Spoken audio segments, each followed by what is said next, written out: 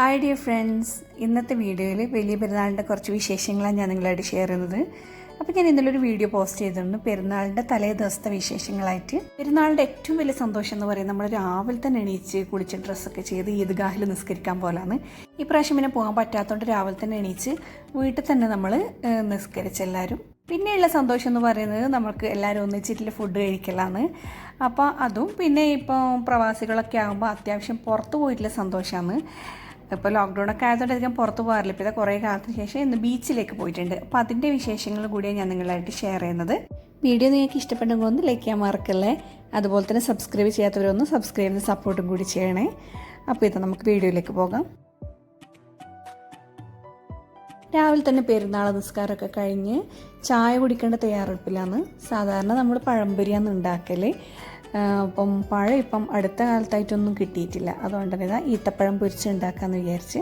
ഈ ഈത്തപ്പഴം എന്ന് പറയുന്നത് ശരിക്കും അല്ലെങ്കിൽ പൊരിച്ച് കഴിക്കേണ്ടതൊന്നുമല്ല, നമ്മൾ അതങ്ങനെ തന്നെ കഴിക്കേണ്ടത്. എന്നാലേ അതിൻ്റെ ആ ഒരു ഫൈബർ കണ്ടന്റിലും കറക്റ്റായിട്ട് നമുക്ക് കിട്ടുള്ളൂ അതിൻ്റെ ഗുണം. പക്ഷേ നമ്മളെ നാട്ടിൽ പണ്ടേ ഇതൊരു ശീലമുള്ള സംഭവമാണ്. പഴംപൊരി, ഈത്തപ്പഴംപൊരി എന്ന് പറയുന്നത് സ്ഥിരം ഉണ്ടാക്കുന്നതാണ്.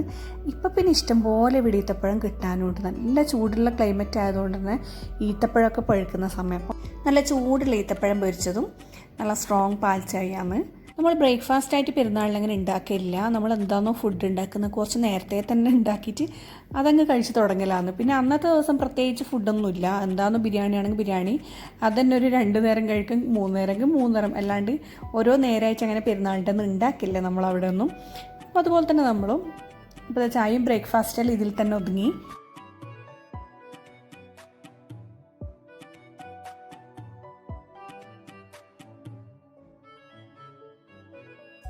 അപ്പോൾ കാര്യമായിട്ടുള്ള ഫുഡ് പരിപാടിയിലേക്ക് കടക്കാമെന്ന് വിചാരിച്ചേനെ. അപ്പോൾ മക്കളൊക്കെ അവിടെ കുളിച്ച് ഫ്രഷായിട്ട് ഡ്രസ്സൊക്കെ ചെയ്ത് അത്യാവശ്യം ഫോട്ടോസൊക്കെ എടുത്ത് അയച്ചു കൊടുക്കുന്നുണ്ട് ഉപ്പുപ്പാക്കും ഉമ്മാക്കും നാട്ടിലേക്ക്. അപ്പോൾ ഞാൻ പെട്ടെന്ന് ഫുഡ് റെഡിയാക്കിയിട്ട് പിന്നെ ഫ്രീ ആവാമെന്ന് വിചാരിച്ചു. അപ്പോൾ ക്ലീനിങ് ഒക്കെ തലേന്ന് തന്നെ കഴിഞ്ഞിട്ടുണ്ടല്ലോ. ഇനിയിപ്പോൾ കിച്ചണിൽ ആ ഒരു ഫുഡാക്കുമ്പോൾ ഉള്ള ക്ലീനിങ് മാത്രമേ ഉള്ളൂ. അപ്പോൾ സാധാരണ ബിരിയാണിയാണ് ഉണ്ടാക്കില്ല. എനിക്ക് ബിരിയാണിയാണ് കൂടുതൽ ഇഷ്ടം. പക്ഷേ ഒരു ചേഞ്ച് ആയിക്കോട്ടെ എന്ന് വിചാരിച്ച് ഇന്ന് ഫ്രൈഡ് റൈസ് ആക്കാമെന്ന് വിചാരിച്ചു. ഇപ്പോൾ സിമ്പിളാണ്, ടേസ്റ്റ് ആയിട്ടുള്ള ഫ്രൈഡ് റൈസാണ്. നമ്മൾ റെസ്റ്റോറൻറ്റൊക്കെ കഴിക്കും പോലെയുള്ള നല്ല ടേസ്റ്റ് ആയിട്ടുള്ള ഫ്രൈഡ് റൈസ്. പിന്നെ ബിരിയാണി കഴിക്കുമ്പോൾ ആ ഒരു ഹെവി ഫീലിംഗ് നമുക്ക് തോന്നും ചില ഫ്രൈഡ് റൈസ് കഴിക്കുകയാണെങ്കിൽ. എണ്ണയും മസാലയും എല്ലാം പൊതുവേ കുറവായിരിക്കുമല്ലോ. ഇവിടെ ഞാൻ മെഹ്റാൻ എന്ന് പറയുന്ന ബ്രാൻഡാണ് എടുത്തിട്ടുള്ളത് റൈസ്. ഫ്രൈഡ് റൈസിൽ ഇടാനുള്ള ചിക്കൻ പീസ് റെഡിയാക്കാൻ വേണ്ടിയതാണ്. ഞാനിവിടെ കുറച്ച് ബോൺലെസ് പീസ് എടുത്തിട്ടുണ്ട്. 1.5 table spoon cornflour, 1 table spoon മൈദപ്പൊടി ഇട്ട് ആവശ്യത്തിന് ഉപ്പ് ഇട്ടിട്ട് നന്നായി ഒന്ന് മിക്സ് ചെയ്ത് മാറ്റി വെക്കുക. ഏകദേശം 1 മണിക്കൂർ വെക്കുകയാണെങ്കിൽ നന്നായി സെറ്റായി കിട്ടും.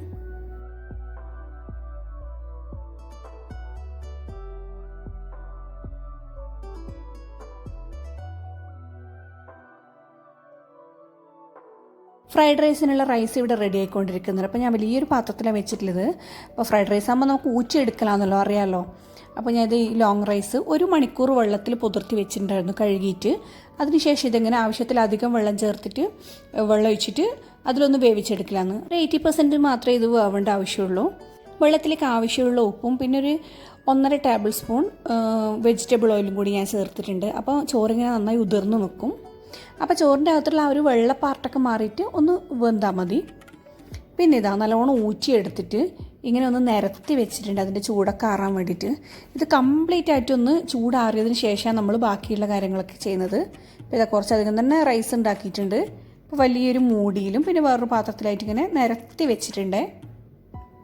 പിന്നെ നമ്മൾ നേരത്തെ മാരിനേറ്റ് ചെയ്ത് വെച്ച ചിക്കൻ ഒന്ന് ഫ്രൈ ചെയ്തെടുക്കാം. അപ്പോൾ ഏകദേശം 1 മണിക്കൂർ ആയിട്ടുണ്ട്. അപ്പോൾ ഇതൊന്ന് നന്നായി ഒന്ന് പൊരിച്ചെടുക്കാം. ഒരു കളർ ചേഞ്ച് ഒന്നും വേണ്ട, നന്നായി വെന്താൽ മതി. അപ്പോൾ ഡീപ്പ് ഫ്രൈയാണ് ചെയ്യുന്നത് ഞാൻ. ഫ്രൈഡ് റൈസിൻ്റെ സൈഡ് ഡിഷായിട്ട് ഞാൻ ഇവിടെ ഒരു സ്പെഷ്യൽ ഐറ്റം ഉണ്ടാക്കുന്നത്. അപ്പോൾ മസാലയും അതിൻ്റെ കൂടെ തേങ്ങ ഒക്കെ ചിരകിയിട്ടുള്ളൊരു സ്പെഷ്യൽ ഐറ്റമാണ്. അപ്പോൾ ഞാനിവിടെ ഈ ഡിഷിൻ്റെ റെസിപ്പി ലിങ്ക് ഞാൻ ഏതായാലും ഡിസ്ക്രിപ്ഷൻ ബോക്സിൽ ഇടാം. നല്ല ടേസ്റ്റി ആയിട്ടുള്ളൊരു അടിപൊളി സംഭവമാണിത്. ഇതൊന്ന് സെറ്റാകാൻ വേണ്ടി ഏകദേശം 1/2 മണിക്കൂറെങ്കിലും വെക്കണം. ഇനി ഫ്രൈ ചെയ്തെടുത്ത ഈ ചിക്കനിടെ നമുക്ക് ചെറിയ പീസായിട്ടൊന്ന് കട്ട് ചെയ്യണം. നമ്മൾ കാണാറില്ല സാധാരണ ഫ്രൈഡ് റൈസിലൊക്കെ ചെറിയ ചെറിയ പീസ്. അപ്പോൾ ചെറിയ പീസാക്കി എടുക്കാൻ ശ്രദ്ധിക്കുക.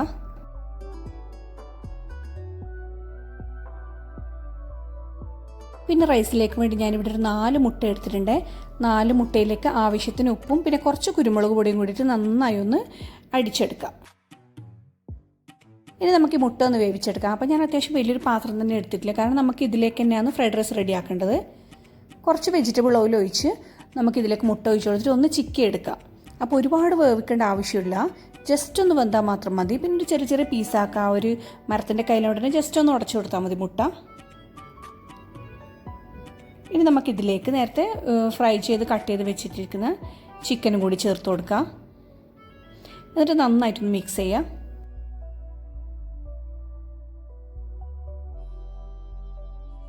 ഇനി ഇതിലേക്ക് നമുക്ക് റൈസ് ഇട്ട് കൊടുക്കാം. അപ്പോൾ റൈസൊക്കെ നന്നായി തണിഞ്ഞിട്ടുണ്ട്, തീരെ ചൂടൊന്നുമില്ല. അപ്പോൾ ഒരു കാര്യം പ്രത്യേകം ശ്രദ്ധിക്കേണ്ടത്, നമ്മൾ വേവിച്ച റൈസ് ആ ഊറ്റിയ പാത്രത്തിൽ തന്നെ വെക്കാൻ പാടില്ല. പാത്രത്തിൽ ഇങ്ങനെ വെക്കുകയാണെങ്കിൽ നമ്മൾ 80% വെന്ത ആ ഒരു ചോറ് പിന്നെയും ഇങ്ങനെ കിടന്നു പോകും. അപ്പോൾ ഇങ്ങനെ നിരത്തിയിടാൻ പ്രത്യേകം ശ്രദ്ധിക്കണം. അതിൻ്റെ ചൂടൊക്കെ പോയിട്ടാണ് നമ്മൾ ഇതിലേക്ക് തട്ടി കൊടുക്കുന്നത്. ഇനി ഒന്ന് നന്നായി മിക്സ് ചെയ്തിട്ടെടുക്കാം. അപ്പോൾ ഞാനിവിടെ കുറച്ച് ക്യാരറ്റും കുറച്ച് പച്ചപ്പട്ടാണി കൂടി ഒന്ന് വേവിച്ചെടുത്തിട്ടുണ്ട്. അപ്പോൾ കാണാനും നല്ല ഭംഗിയായിരിക്കും, കഴിക്കാനും കുറച്ചുകൂടി ഹെൽത്തി ആയല്ലോ. പിന്നെ മക്കൾക്കൊക്കെ ഇങ്ങനെ കുറച്ചുകൂടി എന്തെങ്കിലും സാധനങ്ങൾ കാണുന്ന ഒരു പ്രത്യേക രസമായിരിക്കും, പ്രത്യേകിച്ച് റൈസിലാണെങ്കിൽ. അപ്പോൾ എല്ലാം കൂടി നന്നായി ഒന്ന് മിക്സ് ചെയ്യാം. ഉപ്പൊക്കെ നന്നായിട്ട് കറക്റ്റാണെന്ന് നോക്കാം. ഒരു 10-15 മിനിറ്റ് ഇങ്ങനെ ഒന്ന് വേവിച്ചെടുക്കണം. കാരണം ഇതിൽ നന്നായി ഒന്ന് ചൂട് കയറി ആ ഒരു ഫ്ലേവറൊക്കെ പിടിക്കാൻ വേണ്ടി മാത്രമാണ്.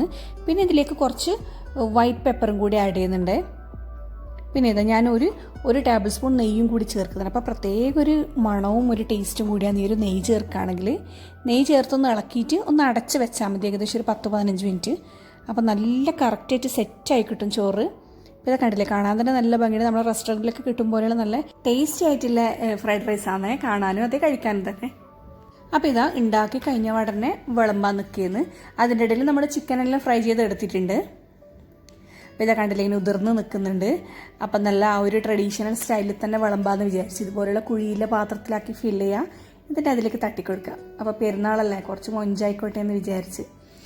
അപ്പോൾ ഈ ഫ്രൈഡ് റൈസ് ഉണ്ടാക്കിയോണ്ട് നല്ലൊരു ആശ്വാസമായിരുന്നു. കാരണം ബിരിയാണിയൊക്കെ കഴിച്ചിട്ടുണ്ടെങ്കിൽ നല്ലൊരു ഉറക്കം കൂടി കഴിഞ്ഞാൽ ആ ഒരു കഥ പൂർത്തിയാവും എന്നൊക്കെ പറയാം. അപ്പോൾ ഫ്രൈഡ് റൈസ് ആയിട്ട് അത്ര ഹെവി ആയിട്ട് തോന്നിയിട്ടില്ല. അപ്പോൾ നമ്മൾ മസാലയൊക്കെ ഉണ്ടാക്കിയിട്ട് കഴിക്കാനും കുറച്ച് ഹെവിയാണ്, നമുക്ക് കിച്ചണിലെ പണിയും കുറച്ച് ഹെവിയാണ്.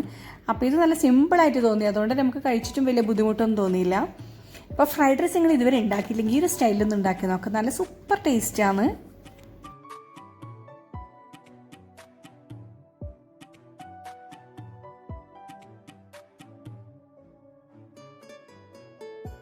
അപ്പോൾ എല്ലാവരും റെഡിയായി വന്നിട്ടുണ്ട്. അപ്പോൾ ഇനിയുള്ള സന്തോഷം എന്ന് പറയുന്നത് നന്നായി കഴിക്കലാണ് ഫുഡ്. അപ്പോൾ കാര്യമായിട്ടൊന്നും അങ്ങനെ സ്പെഷ്യലില്ല. നമ്മുടെ ഫ്രൈഡ് റൈസ്, അതുപോലെ തന്നെ ചിക്കൻ ഫ്രൈ, പിന്നെ ഉള്ളി ചെറിയ സാലഡ് പോലെ ആക്കിയിട്ടുണ്ട്. ഉള്ളിയിൽ കുറച്ച് പച്ചമുളകും അതുപോലെ തന്നെ സുർക്കയൊക്കെ ഒഴിച്ചിട്ട് ആ ഒരു സംഭവം മാത്രം. അപ്പോൾ അത് റൈസിൻ്റെ കൂടെ കഴിക്കാൻ നല്ലൊരു കോമ്പിനേഷനാണ്.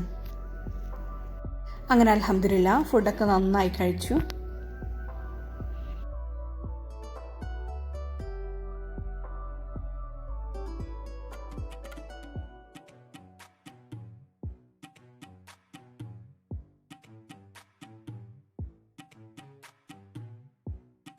പിന്നെ ഏകദേശം ഇതാ വൈകുന്നേരം ആയപ്പോൾ ഒരു ചെറിയൊരു യാത്രയുണ്ട് ബീച്ചിലേക്ക്. അപ്പോൾ മക്കളൊക്കെ ഭയങ്കര ഹാപ്പിയാണ്, കുറേ നാളായി ബീച്ചിലൊക്കെ പോയിട്ട്. പിന്നെ പെരുന്നാളായതുകൊണ്ട് എവിടെയെങ്കിലും പോകാമല്ലോ എന്ന് ചോദിച്ചു. ഇപ്പോൾ ഇവിടെ അത്യാവശ്യം ബീച്ചൊക്കെ ഓപ്പൺ ആയിട്ടുണ്ട്.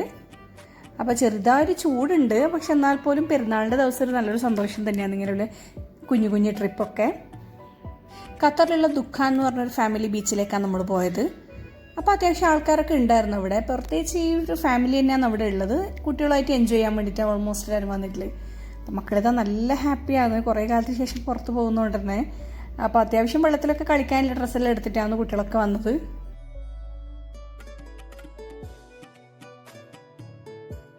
ഏകദേശം ഒരു അരമണിക്കൂറിൻ്റെ അടുത്ത് ഡ്രൈവ് ഉണ്ട് നമുക്ക് നമ്മളെ വീട്ടിൽ നിന്ന്. അപ്പോൾ ഇതാ ബീച്ചൊക്കെ ഏകദേശം എത്താനായിട്ടുണ്ട്.